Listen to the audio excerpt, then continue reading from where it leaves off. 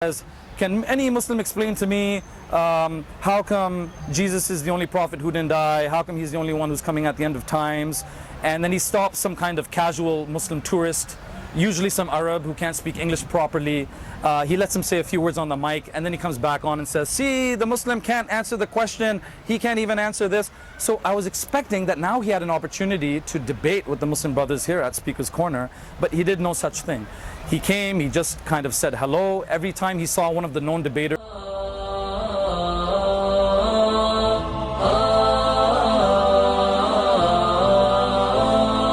كن سعيدا كن فريدا عش بفخر في الحياة لا تبالي فالمعالي بالتحدي لا سواه كن سعيدا كن فريدا. Ready. okay. Should I just start? Just Sorry. a summary of the. Yeah. Okay. Hello. I just want to explain what's happening behind me.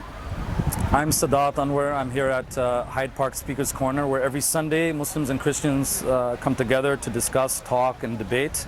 But behind me, there's another gentleman from Toronto. His name is Pastor David Lynn. He not only opposes Islam, but he goes on right-wing news channels like Sun News Media and things like this, scaremongering against Muslims. In Toronto, he shows up at Muslim festivals. He's outside with a megaphone or a speaker, and he's preaching against Islam. He's promoting Christianity and so forth. So I noticed that he's visiting London as well. He came here to Speaker's Corner.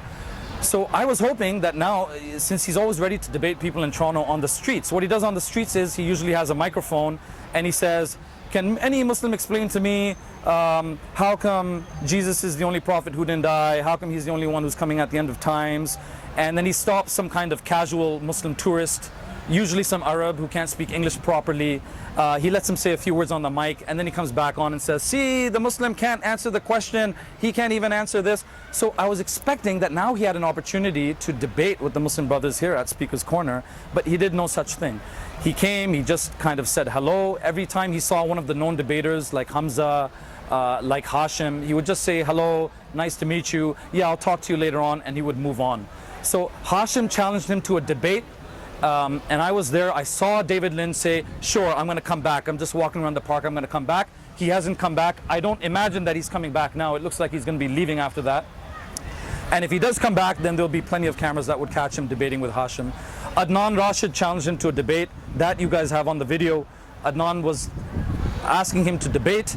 He absolutely refused. So my point is that in Toronto, when he's unchallenged on the streets, he stops any Muslim. Anytime a hijabi walks by, he asks questions about Islam, and he wants to debate with them. But now that he had the opportunity to debate, suddenly, oh no, I'm not here to debate. I just want to preach my testimony. I just want to preach about Christ.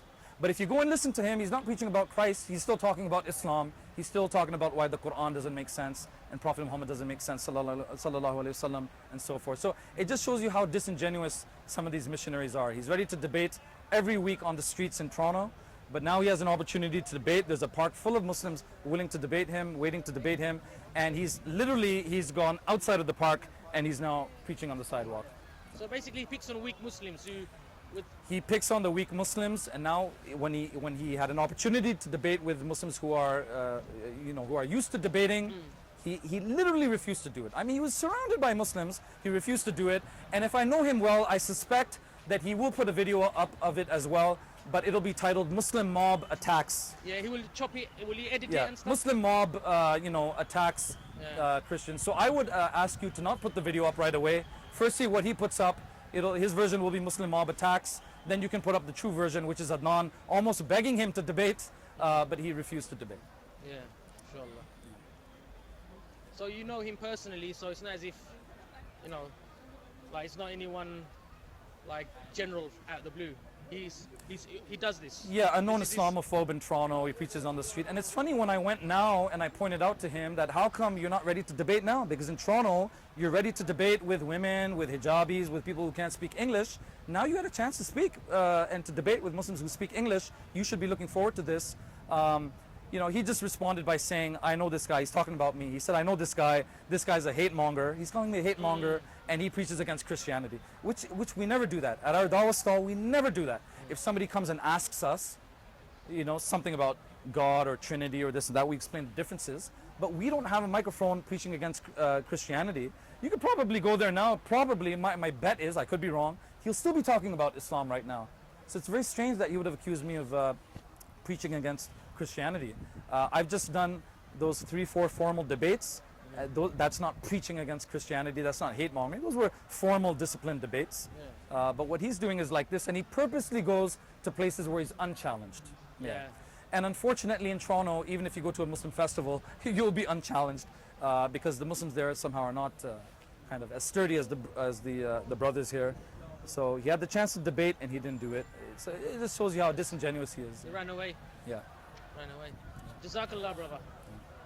نور على مر الزمان تألقا وأضاء للدنيا طريقا مشرقا وهدى من الرحمن يهدي